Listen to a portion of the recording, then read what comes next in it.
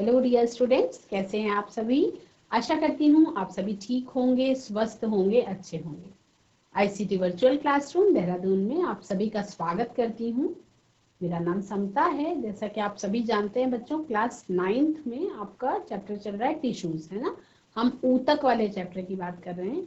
तो ऊतकों में आप लोगों ने प्लांट्स में पाए जाने वाले ऊतकों के बारे में हम बात कर चुके हैं। हम विभाज्योतक ऊतक के बारे में बात कर चुके हैं। हम इपिथेलियल टिश्यूज के बारे में भी बात कर चुके हैं। अब हम बात करेंगे कनेक्टिव टिश्यू के बारे में। तो कनेक्टिव टिश्यूज क्या होते हैं? जंतुओं में पाए जाने वाले संयोजी ऊतक को हम कनेक्टिव टिश्यू कहते हैं। तो संयोजी ऊतक का मतलब जो कई प्रकार की सेल्स से मिल करके बना हुआ ऊतक है, उसे हम संयोजी ऊतक कहते हैं। यानी कई प्रकार की अलग अलग प्रकार की कोशिकाओं के संयोग से मिलकर के बना हुआ जो ऊतक है वो संयोजी ऊतक कहलाता है। जिसमें सबसे पहले हम जानेंगे ब्लड के बारे में, यानी कि रुधिर के बारे में। कनेक्टिव टिश्यूज जो है, connective tissues are distributed throughout the body. पूरे शरीर में ये कनेक्टिव टिश्यूज जो है वो हमारे मौजूद होते हैं। They form sheath around the organs, they constitute about 30% of the total body weight. यानी कि पूरे शरीर के सारे वजन का 30% भाग जो है वो कनेक्टिव टिश्यूज के द्वारा किया जाता है। Connective tissues basically composed of cells loosely packed in a matrix. जो संयोजी ऊतक होता है वो बेसिकली कैसे कंपोज्ड होता है? मैट्रिक्स में लूजली कंपोज होता है। तो संयोजी ऊतक में हम रुधिर की बात करेंगे। हम किसकी बात करेंगे? हम ब्लड की बात करेंगे। ब्लड जो है हमारे शरीर में, मैंने आपको बताया कि संयोजी ऊतक जो है वो हमारे थ्रू आउट द बॉडी मौजूद होता है, यानी कि पूरे शरीर में मौजूद होता है। तो पूरे शरीर में मौजूद होने के कारण जो ये संयोजी ऊतक होता है, इसी को हम क्या कहते हैं? रुधिर कहते हैं ना। हमारे शरीर में आप सबको पता है पूरे शरीर में हमारे कौन सा लिक्विड दौड़ रहा है? जब कभी हमें चोट लग जाती है या हमारा हाथ कहीं कट जाता है तो क्या चीज बाहर निकलती है? वो है ब्लड, खून। हमारा खून जो है वो लाल रंग का होता है, सभी को पता है। तो ये जो लाल रंग का हमारा खून होता है ये भी एक प्रकार का ऊतक है। ये अलग अलग प्रकार की कोशिकाओं से मिल करके बनता है, अलग अलग प्रकार की कोशिकाओं के संयोग से बनता है। इसीलिए हम इसे संयोजी ऊतक यानी कि कनेक्टिव टिश्यूज कहते हैं। The human blood is a complex fluid tissue. Complex fluid connective tissue है जिसके दो मुख्य कंपोनेंट्स होते हैं, यानी दो मुख्य पार्ट्स होते हैं इसके। पहला होता है आपका प्लाज्मा और दूसरा होता है ब्लड कार्पसेल्स। यानी कि प्लाज्मा और रुधिर कणिकाएं। प्लाज्मा और रुधिर कणिकाएं। प्लाज्मा व रुधिर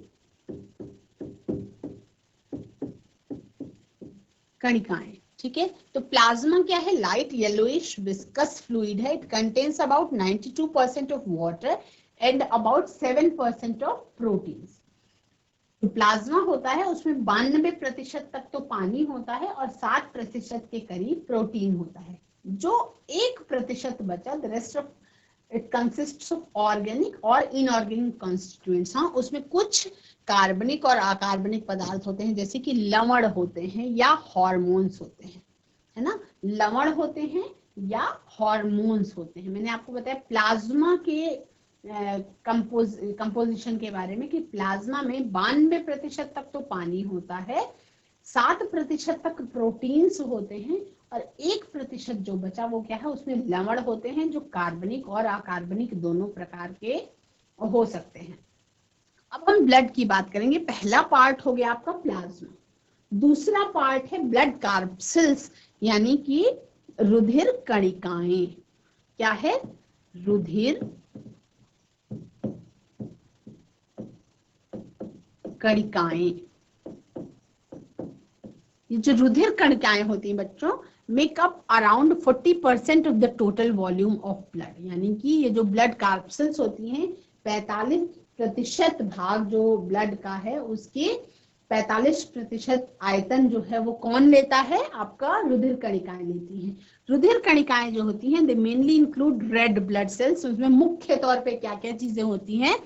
रेड ब्लड सेल्स यानी कि लाल रुधिर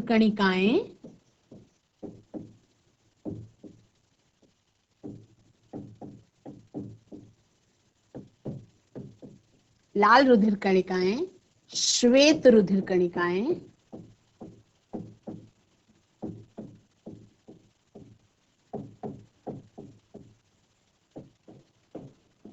और प्लेटलेट्स। क्या क्या मौजूद होती हैं? रेड ब्लड सेल्स यानी लाल रुधिर कणिकाएं, जिसे हम इरिथ्रोसाइट्स भी कहते हैं,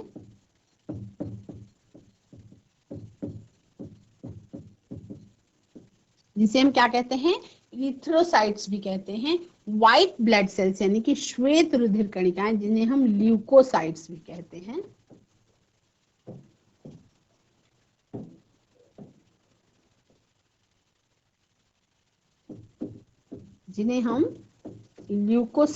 कहते हैं।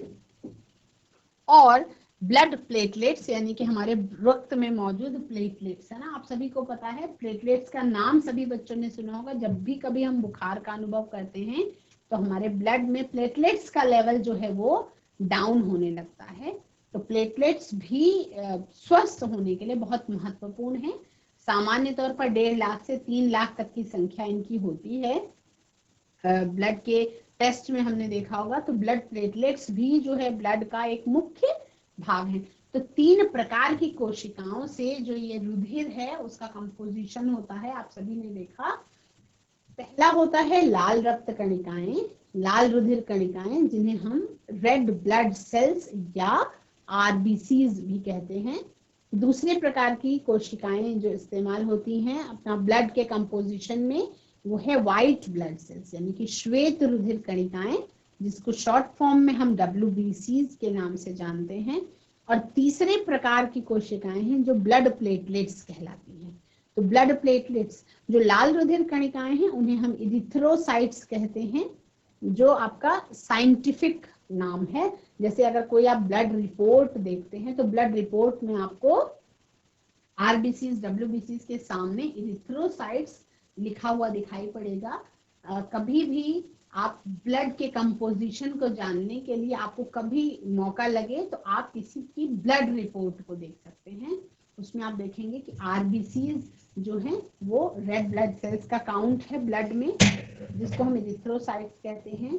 WBCs जो है वो श्वेत रुधिर कणिकाओं का काउंट है ब्लड में, जिन्हें हम ल्यूकोसाइट्स कहते हैं। और तीसरा कंपोनेंट है ब्लड का ब्लड प्लेटलेट्स, है ना। तो ये 3 चीजें जो हैं वो हैं। अब इन तीनों चीजों के कंपोजिशन से, इन तीनों चीजों के संयोग से क्या होता है? ब्लड का निर्माण होता है। इन तीनों चीजों के संयोग से प्लस प्लाज्मा के संयोग से, ठीक है। इससे जो है रुधिर का निर्माण होता है। तो रुधिर के कंपोनेंट्स जो मुख्य होते हैं वो मैंने आपको बताया। रुधिर कणिकाओं के 3 मुख्य कंपोनेंट्स हैं। पहला है RBC, दूसरा है WBC और तीसरा है प्लेटलेट्स। पहला क्या है? लाल रुधिर कणिकाएं, दूसरा है श्वेत रुधिर कणिकाएं WBCs और तीसरा है प्लेटलेट्स। RBCs को हम इरिथ्रोसाइट्स भी कहते हैं, व्हाइट ब्लड सेल्स को हम ल्यूकोसाइट्स कहते हैं और ब्लड प्लेटलेट्स को हम ब्लड प्लेटलेट्स ही कहते हैं, है ना। तो ये जो है ब्लड का काम क्या क्या है? Blood transport gases, digested food, hormones and waste materials. यानी कि क्योंकि ब्लड जो है वो हमारे शरीर में उसकी सप्लाई होती है और हमारे शरीर में जो खून है वो निरंतर बहता रहता है।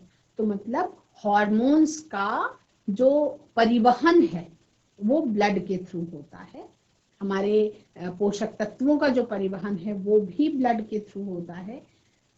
जो गैसेस का आवागमन है, जो गैसेस का परिवहन है शरीर में, वो भी जिसके अंतर्गत होता है ब्लड के थ्रू ही होता है और डिफरेंट बॉडी पार्ट्स तक वो पहुंचा दिया जाता है। तो blood transports gases, digested food, hormones and waste materials to different parts of the body.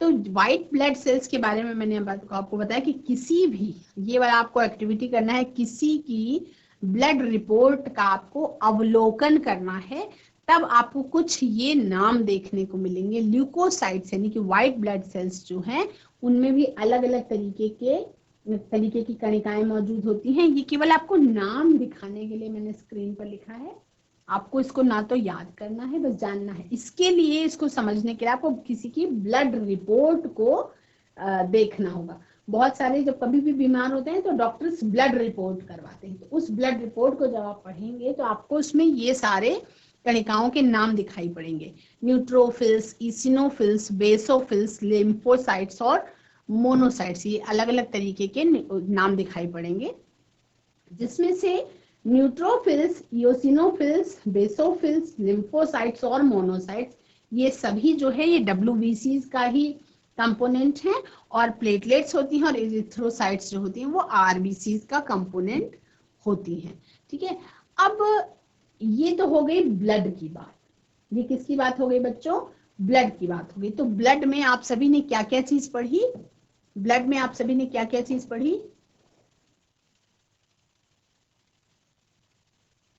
Blood में आपने क्या क्या चीज पढ़ी? ब्लड में आपने देखा कि ब्लड प्लाज्मा और रुधिर कणिकाओं से मिलकर के बना है। ठीक है, प्लाज्मा जो है वो एक विस्कस फ्लूइड है, और ब्लड कार्पल्स जो हैं वो भी 3 अलग अलग प्रकार की कोशिकाओं से मिलकर के बनी हुई हैं, RBCs, WBCs और ब्लड प्लेटलेट्स। ठीक है, RBCs जिन्हें हम एरिथ्रोसाइट्स या लाल रुधिर कणिकाएं कहते हैं, WBCs या ल्यूकोसाइट्स या श्वेत रुधिर कणिकाएं कहते हैं, और तीसरा हो गया ब्लड प्लेटलेट्स, है ना। ये सारी चीजें क्लियर हैं। अब संयोजी ऊतक में आपको दूसरे प्रकार के ऊतकों के बारे में पढ़ना है। जो संयोजी ऊतक होते हैं वो मुख्यतः मसल्स होते हैं, जो मेन ऑर्गन्स आपका बॉडी का होता है उसको सपोर्ट करने के लिए कुछ और संयोजी ऊतक हमारे शरीर में मौजूद है, कनेक्टिव टिश्यूज मौजूद हैं, जिनमें से बोन एक है। बोन जो है आपका, अस्थियां जो है, bone cells are found embedded in a hard matrix composed of calcium and phosphorus compounds. जो अस्थि है ये आपका संयोजी ऊतक का भी, आपने रक्त के बारे में पढ़ लिया, आपने ब्लड के बारे में पढ़ लिया। जो बोन है ये भी एक प्रकार का संयोजी ऊतक है। और संयोजी ऊतक का मतलब क्या हो गया? अलग अलग प्रकार की कोशिकाओं के क्या कहलाता है? संयोजी ऊतक कहलाता है।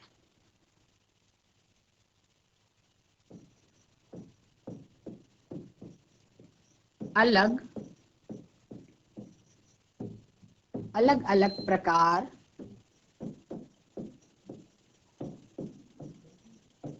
कोशिकाओं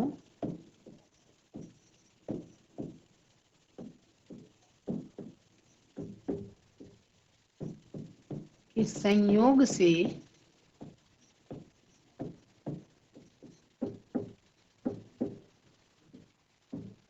बनने वाला ऊतक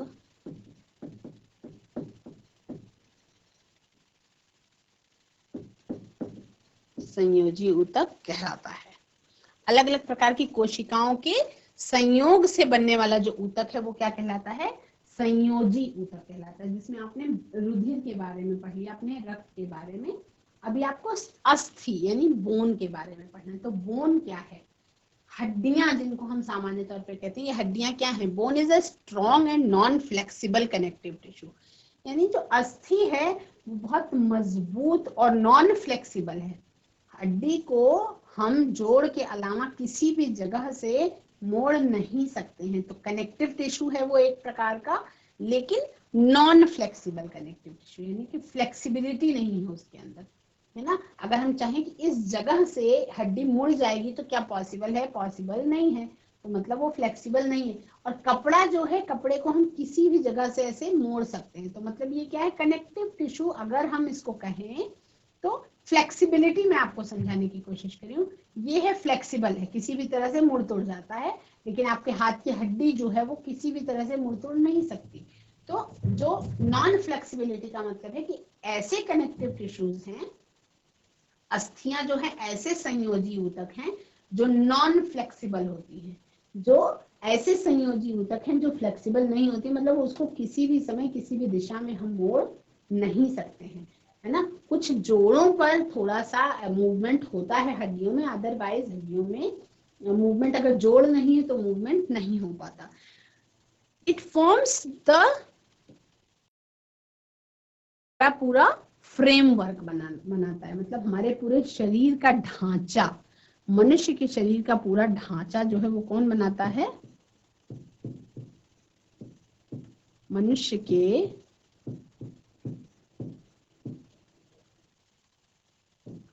शरीर का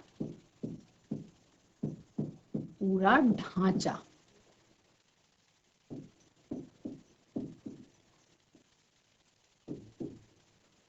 अस्थियों द्वारा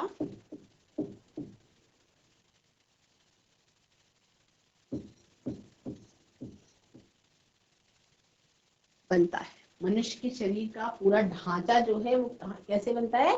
अस्थियों के द्वारा बनता है, हड्डियों के द्वारा बनता है। हड्डी आप देख पा रहे हैं यहाँ पे, ये है बोन और ये है बोन मैरो, यानी कि ये क्या है? अस्थि, और अस्थि के अंदर ये जो मौजूद है ये क्या कहलाती है? अस्थि मज्जा कहलाती है।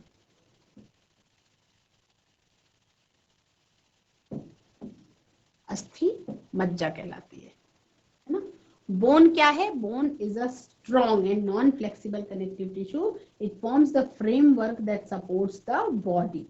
जो हड्डियां होती हैं, अस्थियां होती हैं, बहुत मजबूत और नॉन फ्लेक्सिबल संयोजी ऊतक हैं, जो क्या करती है? हमारे शरीर के फ्रेमवर्क को सपोर्ट, जैसे हमारा शरीर का जो ढांचा बना हुआ है पूरा, हमारे शरीर का जो कंकाल है वो किसके द्वारा है?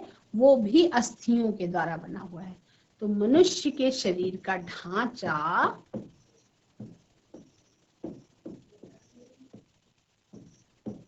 मनुष्य के शरीर का ढांचा भी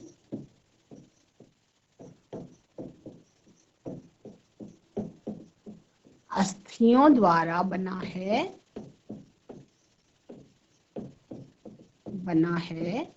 और अस्थियां क्या हैं आपका? अस्थियां जो है वो संयोजी ऊतक का उदाहरण है।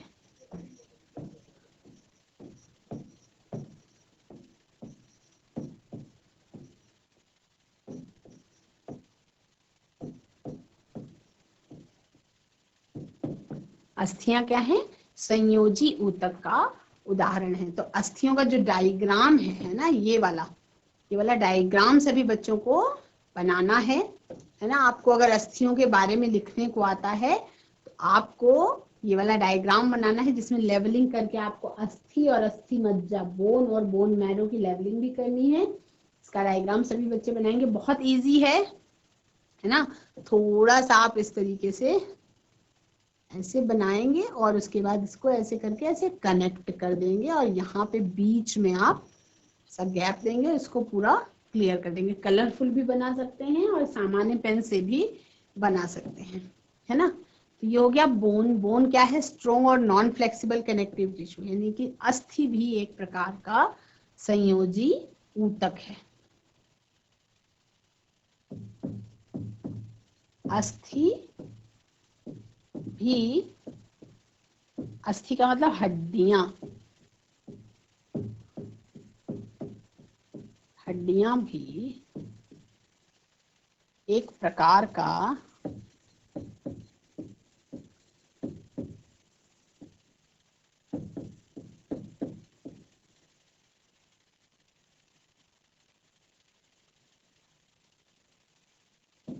संयोजी ऊतक है।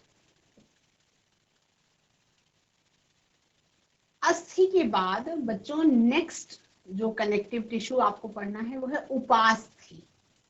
अस्थि के बाद उपास्थि के बारे में पढ़ना है आपको। तो जो टिश्यू बोन सरफेस को स्मूदन करती है जॉइंट्स पे, और कहाँ कहाँ पे प्रेजेंट होती है? हमारी नाक की हड्डी में, हमारी कान, हमारा नाक और कान जिस चीज से बना हुआ है हमारा जो श्वास नली है, ट्रैकिया है, वो जिस चीज से बना हुआ है, हमारा स्वर यंत्र यानी लैरिंक्स जो है वो जिस चीज का बना हुआ है उसे हम कार्टिलेज या उपास्थि कहते हैं। तो कार्टिलेज क्या है? Cartilage is a connective tissue that has widely spaced sales.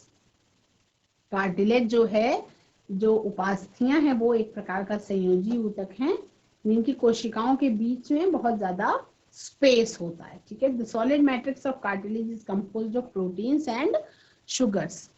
Solid matrix जो है कार्टिलेज की, वो किस चीज की बनी हुई होती है? प्रोटीन्स की और शुगर की बनी होती है। तो कार्टिलेज का ये डायग्राम सभी बच्चे बनाएंगे जो आपकी नाक में पाई जाती है उपास्थियां।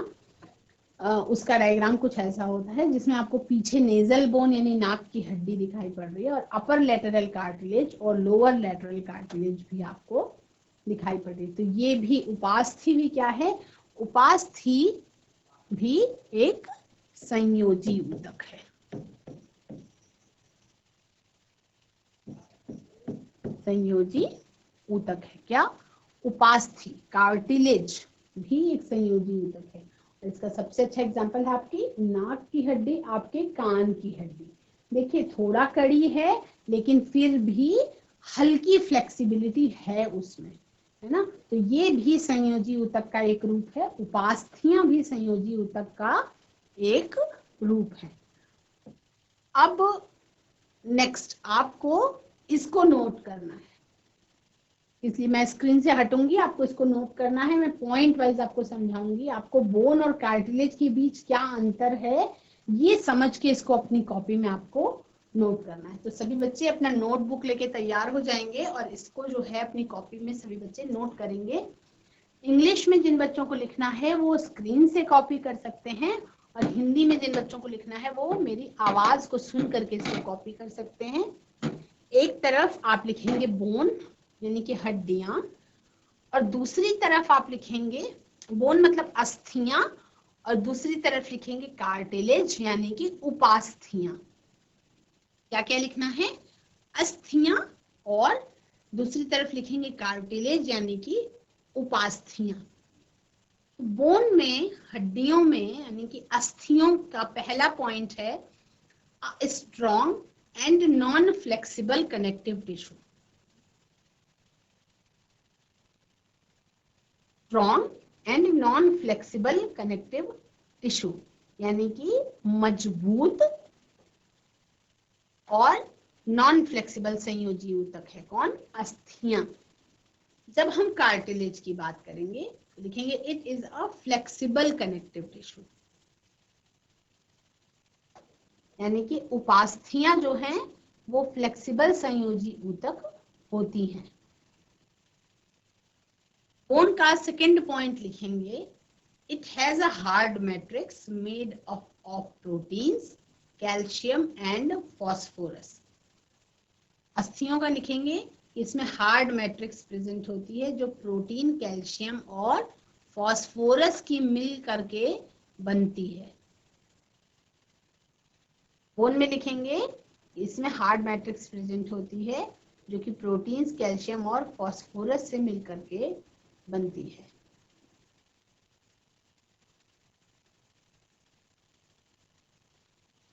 कार्टिलेज में लिखेंगे its matrix is made up of proteins and sugars.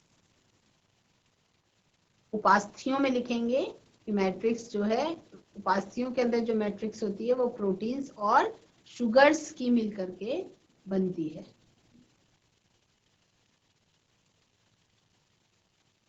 Bone के बारे में लिखेंगे, अस्थियों के बारे में लिखेंगे।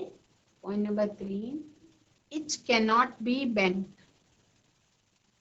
यानी अस्थियों को जोड़ों के अलावा और कहीं से मोड़ा नहीं जा सकता।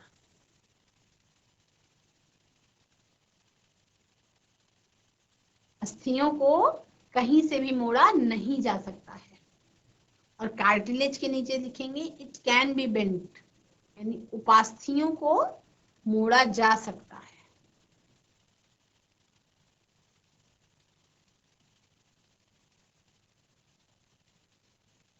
सभी बच्चे आई होप कि अपनी कॉपी में नोट कर रहे होंगे। नेक्स्ट पार्ट लिखेंगे बोन में blood vessels are present in this tissue.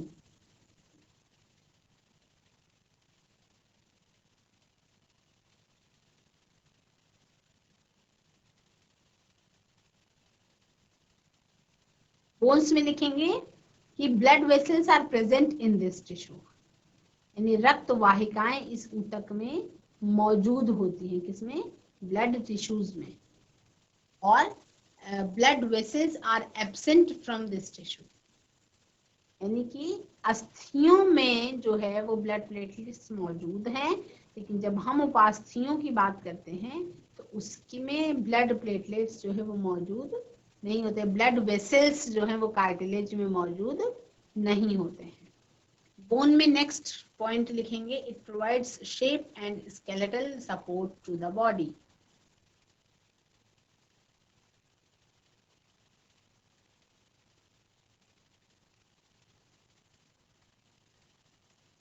सभी बच्चे लिखेंगे बोन में, अस्थियों में, it provides shape and skeletal support to the body, ये शरीर को आकार और संरचना प्रदान करने का काम करती हैं। इट प्रोवाइड्स, फिर आप कार्टिलेज में लिखेंगे, it provides support and flexibility to the body.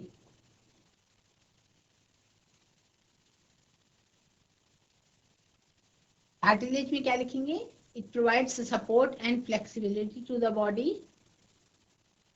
It also smoothens bone surface at the joints.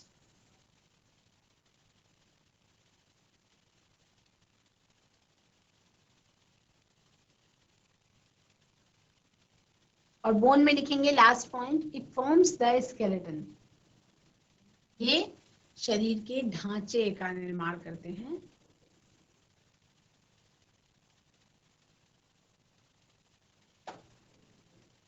और कार्टिलेज में यानी उपास्थियों में लिखेंगे, it is found in the nose, year, trachea and लैरिंग्स, यानी कि उपास्थियों में लिखेंगे कि ये नाक में, कान में, ट्रैकिया यानी श्वास नली में, और परियंत्र में पाई जाती है। तो ये आपके सामने 6 पॉइंट्स लिखवाए गए, जो कुछ स्क्रीन से आई होप आप सभी ने नोट कर लिया होगा। अस्थियों के बारे में भी 6 पॉइंट लिखाया मैंने आपको, और उपास्थियों के बारे में भी आपको 6 पॉइंट लिखवा दिया है ना। इसको जिन बच्चों को इंग्लिश में नहीं लिखना है उन्होंने हिंदी में मेरी आवाज को सुन करके नोट कर लिया होगा। बोन और कार्टिलेज के बारे में पूरा जानने के बाद आप बोन और कार्टिलेज के बीच में अंतर जो है क्या है ये आपको समझ में आ गया होगा, है ना। बोन और कार्टिलेज लगभग एक जैसे होते हैं सुनने में, समझने में, लेकिन कोई आवश्यक नहीं है कि जो सुनने समझने में सही है वही। तो आपको क्या करना, अस्थियों और उपास्थियों के बीच अंतर आ गया आपको, और आपको समझाया गया अच्छी तरह से कि अस्थियों और उपास्थियों के बीच में क्या अंतर है। तो सब बच्चे इसको अपनी कॉपी में नोट करेंगे।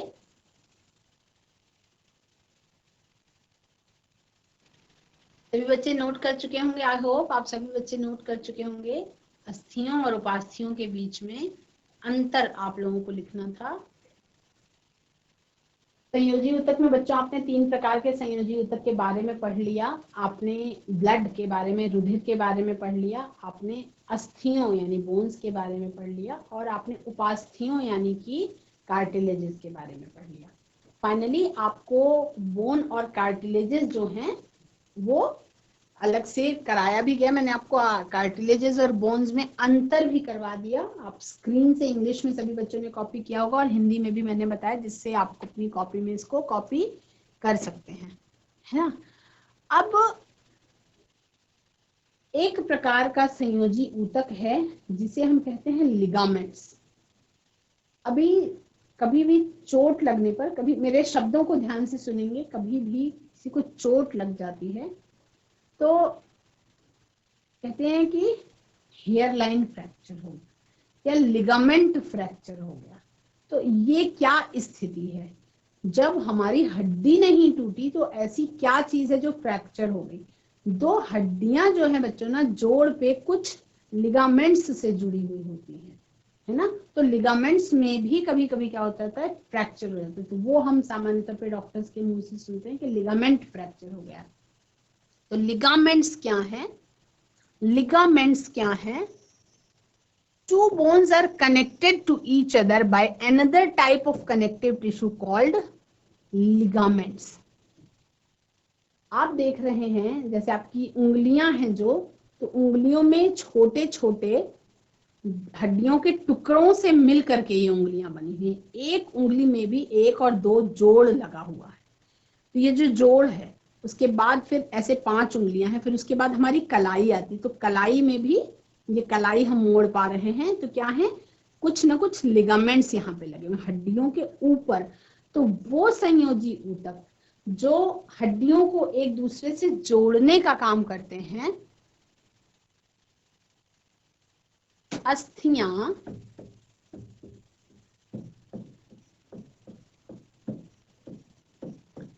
एक दूसरे से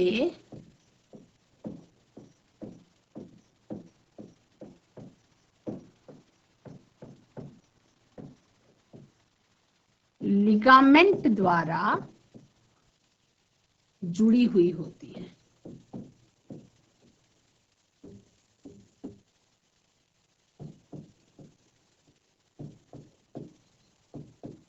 होती हैं। These tissues are very elastic and strong. ये जो ऊतक हैं, लिगामेंट ऊतक,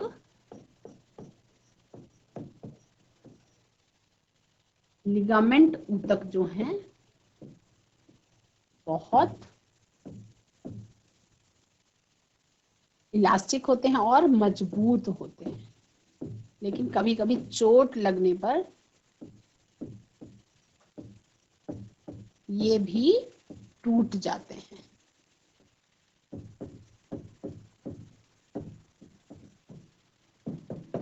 है ना। तो इसमें क्या है, आपको ये वाला डायग्राम बनाना है।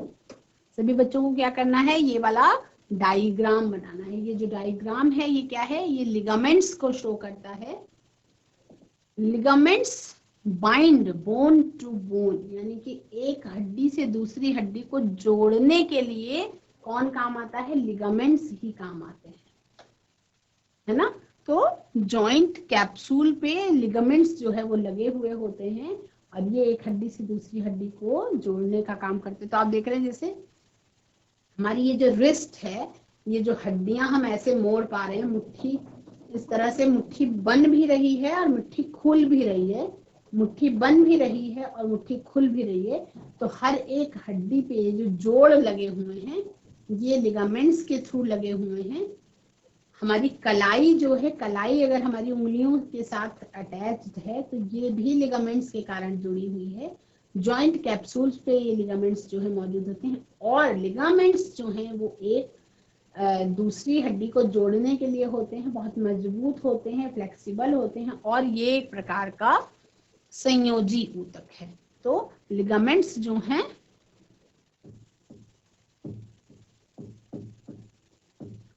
लिगामेंट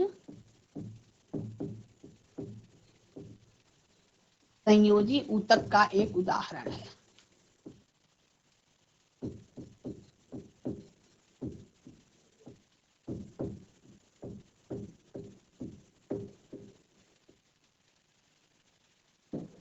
तो ये वाला डायग्राम भी सभी बच्चे बनाएंगे।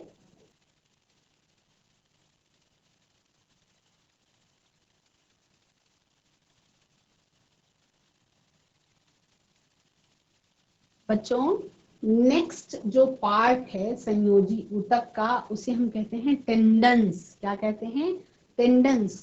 तो bones are connected to muscles by tendons. आप सभी जानते हैं कि हमारी हड्डियों के चारों तरफ मांसपेशियां मौजूद हैं। तो हड्डियां जो मांसपेशियों से कनेक्टेड होती हैं, वो किनके कारण कनेक्टेड होती हैं, टेंडन्स के कारण कनेक्टेड होती है। तो टेंडन्स भी एक संयोजी ऊतक का ही रूप है। They are placed under the category of connective tissues. Tendons जो हैं, टेंडन्स संयोजी ऊतक का एक रूप है।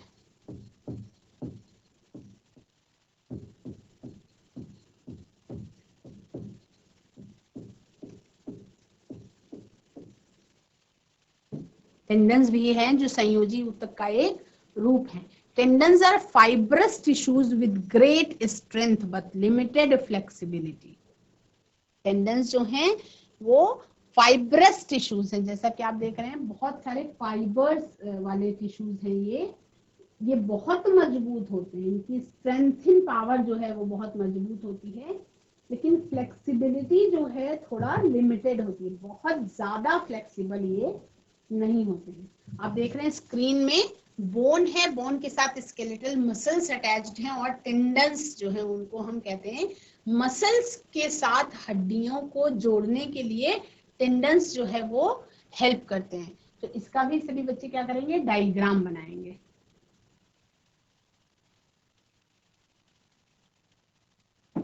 तो बच्चों आज की क्लास में संयोजी ऊतक में आप सभी ने ब्लड के बारे में जाना, आप सभी ने बोन्स के बारे में जाना, कार्टिलेजेस के बारे में जाना, लिगामेंट्स के बारे में जाना और टेंडन्स के बारे में जाना।